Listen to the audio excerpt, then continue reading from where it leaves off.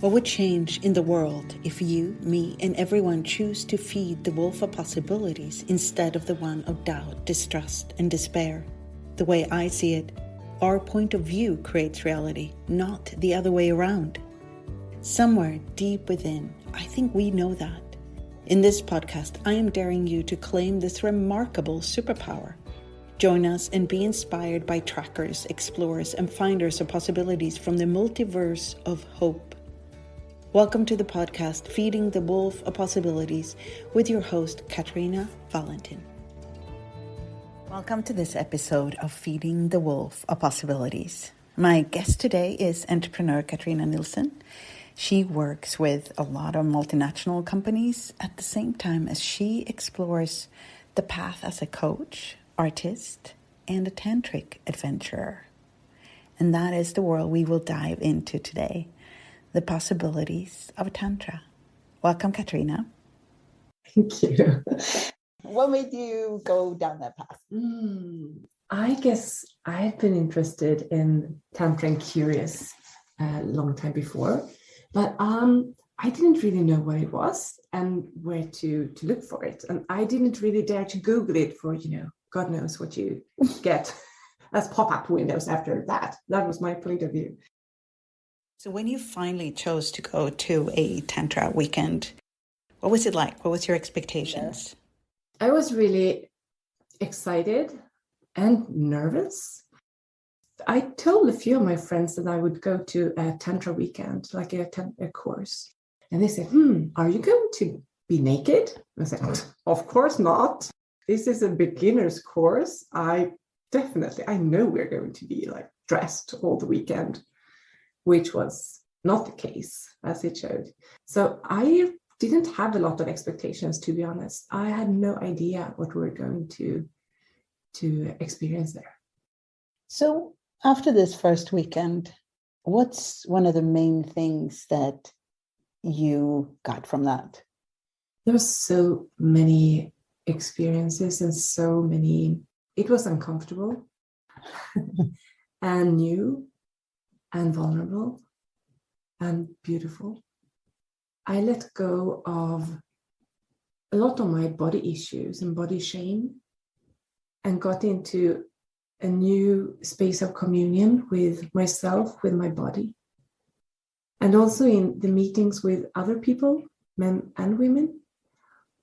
It was so beautiful to see and to be that vulnerable and have those exercises together where you truly practice being authentic, the authentic you, yourself, with clothes and also without clothes, which was completely new and super scary for me.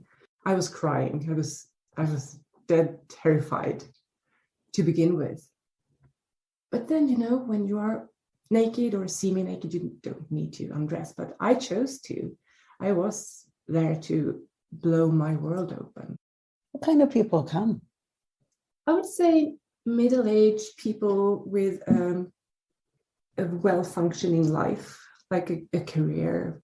Nothing is lacking in the materialistic realm, but there is something else that you would like to experience in your life, I think.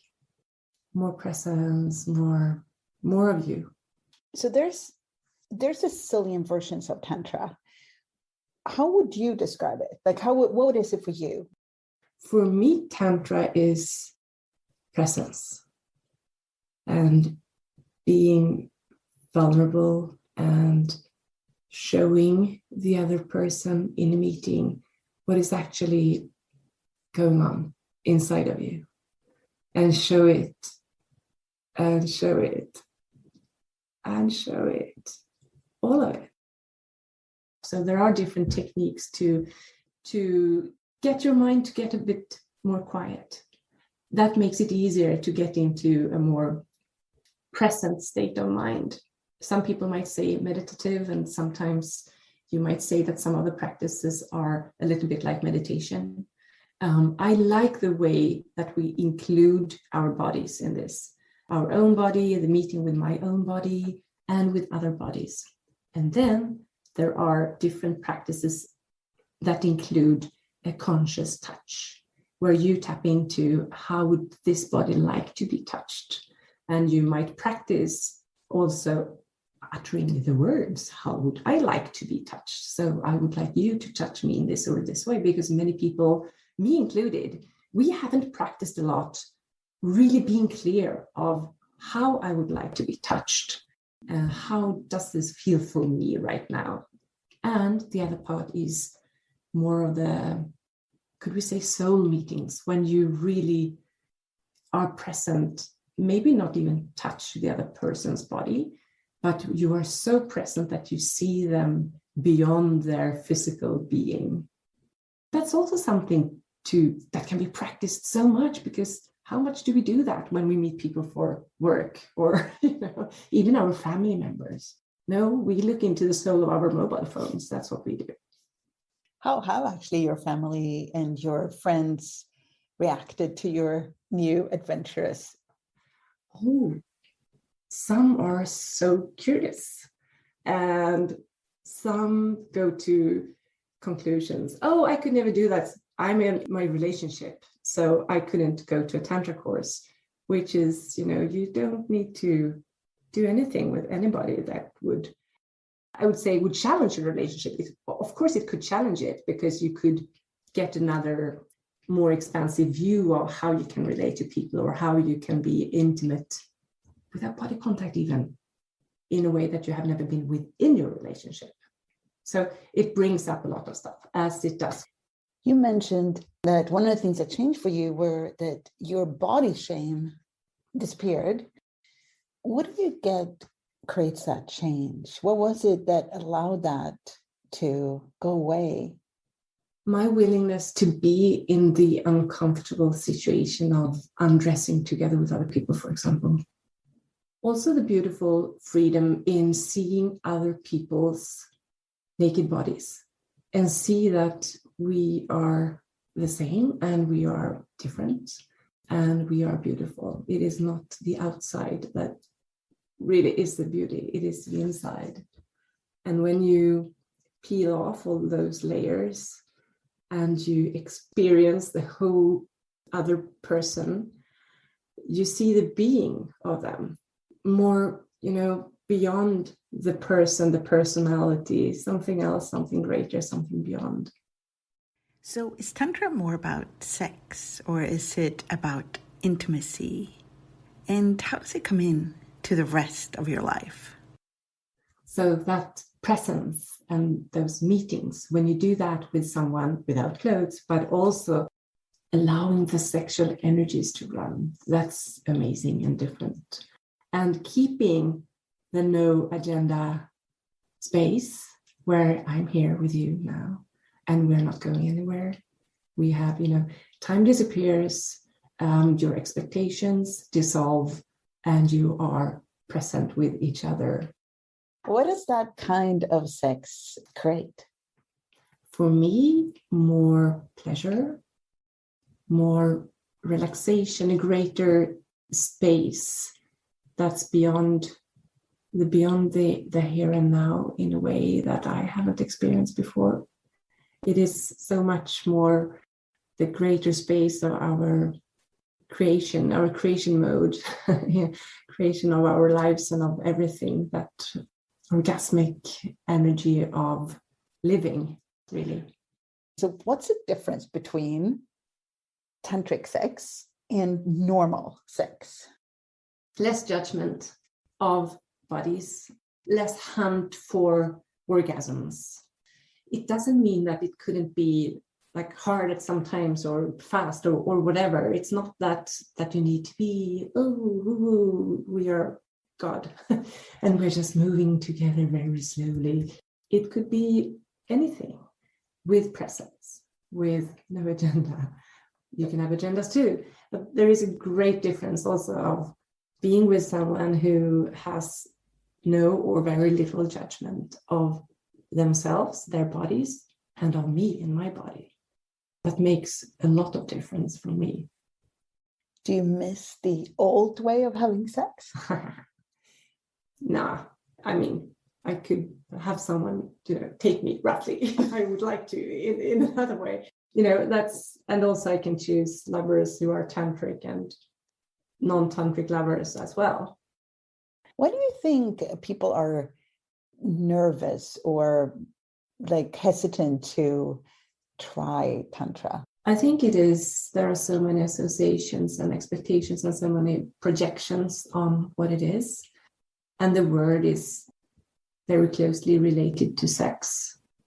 And many people are nervous about learning, so to speak, more about sex, because that could mean they are not a good lover. Most people would like to think they are great lovers. And this is more about the exploration, and it could be fun and light. And I have learned so many and tried so many new things. It's been super fun, and it is an exploration journey for me. So to be a tantric explorer, you would have to be willing to learn and also have to be willing not to be perfect and right. Yeah, and I think that's a lot of how I function as a person. I love to ski, and I've skied a lot in my life from a very young age. And I'm so happy to take a private lesson when I'm in the Alps or whatever, to learn more or to explore more and to experience more beyond what I've experienced so far. And what if we could function the same way with sex? Why not take a private lesson, or go somewhere and explore with your partner, without a partner, explore more what is possible when you have sex with yourself. So in this learning and exploring, is there a right way to do Tantra and a wrong way to do Tantra? Are there good Tantra and bad Tantra? For me, there is only my Tantra, my way, that very day, I would say, with the person I'm with. But you can meet people who are really convinced that this is the right way. Like the male orgasm shouldn't, the ejaculation shouldn't be there. You should hold it or whatever. And the woman shouldn't come on her clitoris, but, there are other orgasms. There are so many judgments, I would say. So just be aware, just be conscious and check in with yourself. Is this fun for me? Is this fun for my body? And if you are with a partner who is really like rigid in one way of this, we shouldn't do it this way or the other, go play with someone else. Do you find that you are more tantric in your way of navigating living? Yes, I do. It's been very helpful for me in my profession and in my relations, as you say. I think I'm more willing to be seen by myself, to really see myself and acknowledge myself, and by other people, and not having the same way of putting up different masks or adjusting to other people or other situations or my different, say, roles in my life. That helps. It's more fun and it's easier in a way to navigate. So when we talked before, you mentioned that one of the things that you've added to your life after starting this tantric journey is more self-pleasuring. Why is that? So when we go into pleasure and enjoying our bodies, we cannot have the pleasure and enjoyment and the judgments at the same time. It's not possible. So it's a great way to start with having this positive, this communion with your body and this joy and pleasure, and start your day with that, and from that space of gratitude for yourself and your body. So if we take this to like a bigger picture, what do you get with changing the world if people were more willing to explore a different way of having sex, but also more intimacy and this like tantric presence with everything? I think we would have so much less judgment and so much less, say, conflicts or competition. I am much better at it, and I'm still, practicing and learning and finding out more ways of being clearer about what I would like, what I need, what I desire, and where my boundaries are. Where is my yes and where is my no? And in different situations. And this is very handy also outside of the bedroom in all relations. So that's something I could add, has changed for me. So it is a way of being and relating, or, being with other people too. So thank you so much for coming on and talking about this and being willing to share this journey in such vulnerability. I'm so grateful. Thank you. I'm just beginning. Thank you. Thank you so much for listening to my podcast, Feeding the Wolf of Possibilities. I hope you have more space in your world now. If you would like to listen to earlier episodes, share with other people, or subscribe, please go to Spotify, iTunes, or visit katarinavalentin.com/wolf.